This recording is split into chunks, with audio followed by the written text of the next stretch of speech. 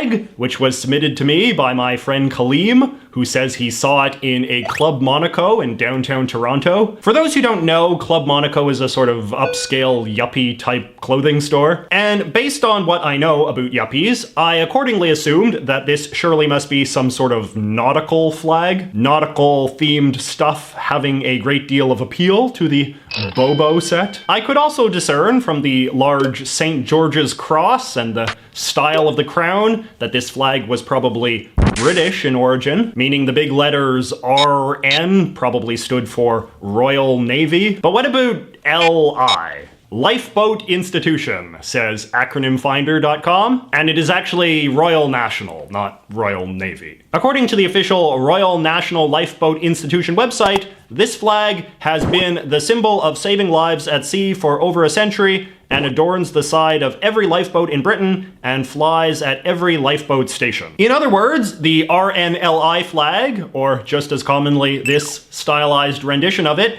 has become a thing that is pretty synonymous with search and rescue boats in the UK, almost as iconic as painting them orange. We don't really have a similar symbol for emergency rescue boats on this continent, do we? Maybe like those orange lifesavers or something? I mean, we did name a whole candy after them. Anyway, flag mystery solved. And speaking of nautical flags, here is a photograph of a ship flying a very weird flag that was submitted to me by my friend Hannah from Florida. The flag is obviously hard to make out, but it looks like a kind of Union Jack type thing made of a cross of two distinct colors with a little white spot in the middle. Hannah tried some Googling of her own and thought it might be this flag, which isn't a bad guess, but you can see that the colors are not quite as dark and it is missing the white spot in the middle. But just for fun, let's try to solve the mystery of this flag too. Hannah was actually clever enough to look up where this ship was registered, but this didn't wind up being that useful as the ship was registered in Liberia. A lot of ships from all over the world are registered in Liberia as part of some sort of tax scam type thing. But she did figure out that it was a cargo ship, which I knew meant that it was probably flying a corporate flag instead of a national one. A corporate flag flown by a shipping company is known as a house flag, and luckily there exists a website called House Flags of the World that lets you search for a flag based on its design elements rather than just what the company's name is. And by searching for cross, I was quickly able to solve the mystery. Hannah's first guess was the flag of the Portline Shipping Company. It used to be one of Great Britain's major shipping firms. It doesn't exist anymore, however, and I feel this particular picture was probably cropped out of some old-timey guide to house flags of the world. The actual flag from the ship is this one,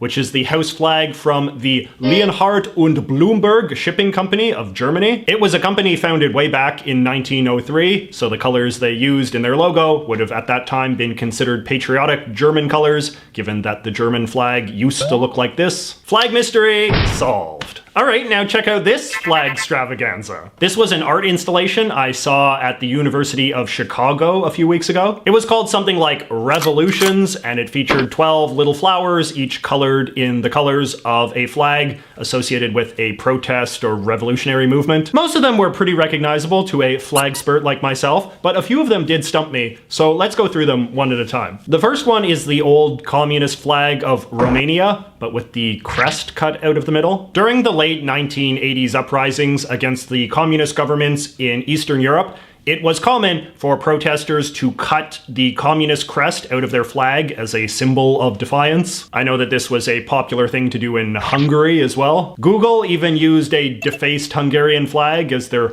doodle for Hungarian National Day. This black and red number is the flag of the Sandinistas, who were a Marxist revolutionary group in Nicaragua during the 1980s. They are actually still running the country to this day. I've actually heard it said that it is common in Nicaragua to see the Sandinista flag flying alongside the national flag. This solid red flag is, I assume, just a flag that is supposed to represent the sort of generic flag of communist revolution, or left-wing revolution more broadly. This goes all the way back to some of the revolutions in France. Next, we have the flag of Polish Solidarity, which was another movement associated with uprisings against Eastern European communists in the 1980s. Solidarity was originally the name of a banned Polish labor union, but it eventually became synonymous with the broader cause of uprising against the communist government there. I remember once reading an interview with the guy who designed the Solidarity flag, and he said that the symbolism was supposed to be that the letters were all leaning on each other for support in the same way that the Polish people were leaning on each other for support during that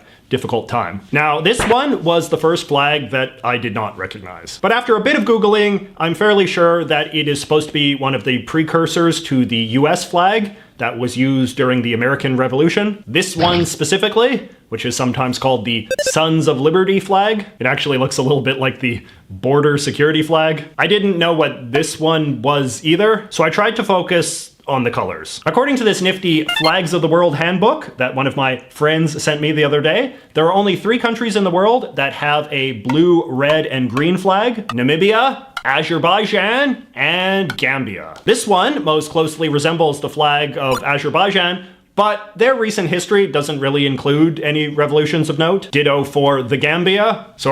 Gambia. I know it is considered offensive and condescending to call countries the whatever these days. Even here in Canada, we're not supposed to say the Yukon anymore. Anyway, after searching around a bit, I eventually found this graphic on this article in the Southern Times, the newspaper for Southern Africa. It is an obituary for this guy, Peter Ilonga, who was apparently one of the leading freedom fighters of Namibia. So Namibia was a former German colony that was later annexed to South Africa, and during the apartheid times, the Namibian independence movement became quite a popular cause. Mr. Ilonga's group was known as the Southwest African People's Organization, or SWAPO, and guess what their flag was? In 1990, Namibia became independent, and the SWAPO party has been in charge ever since. Oftentimes, when a country becomes independent, the new national flag ends up closely resembling the flag of the ruling party. This seems to have been the case here. I shan't be showing the next flag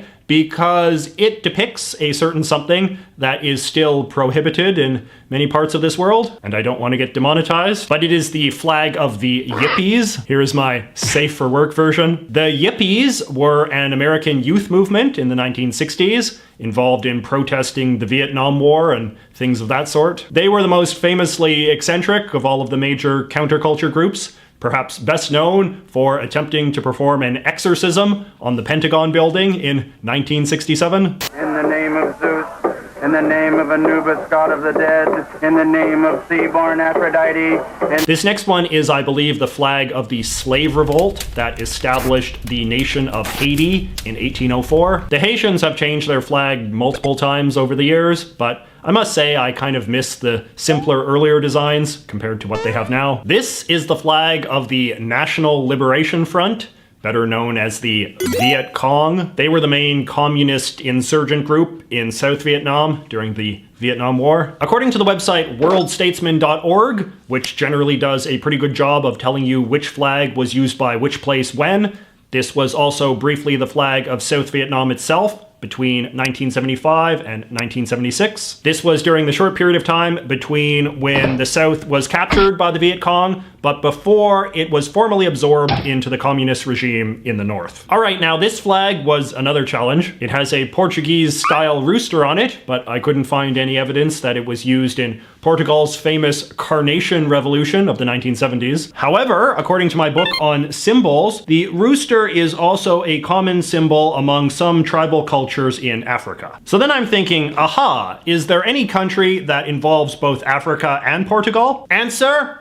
Angola. And yes, it turns out that this was the flag of one of the Angolan Marxist groups that revolted against Portuguese colonial rule in the 1970s. It was known as this. I like this description of the symbolism of the flag from flagsoftheworld.info, which gives you an indication of what Angolan politics was like in those days. The top red stripe stands for the revolution against Portugal, the bottom one for the second liberation struggle against the Cubans who were backing the ruling MPLA militarily. The next one looks to be just an extreme zoom in of the current flag of the People's Republic of China, which of course was originally founded by a communist revolution 7 decades ago. And lastly, we have the pirate flag, because who doesn't like pirates? 12 distinct flag mysteries solved. All right, and now let us look at another fan-submitted flag. This one which comes to me from my friend Ewan from Johannesburg, South Africa. They told me they've been seeing this one around a fair bit lately, but have no idea what it is. In this picture you can see it looks like someone's got a whole bunch of them in their backyard or